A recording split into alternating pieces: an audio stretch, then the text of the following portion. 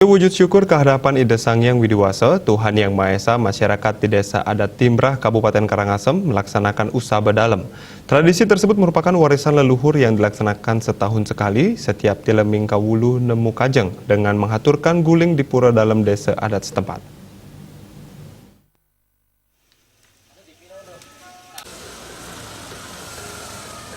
Klien Desa Adat Timbrah, Wayan Gunakse menjelaskan setelah sempat terhenti akibat pandemi COVID-19 tahun ini, Desa Adat Timbrah kembali menggelar Usaba Dalem.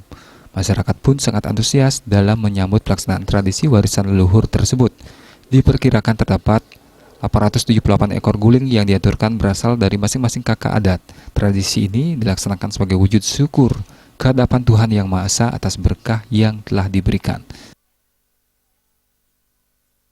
Jadi pada intinya kami melaksanakan upacara adat Usaba Dalem ini sempat terhenti tahun 2020 karena pandemi.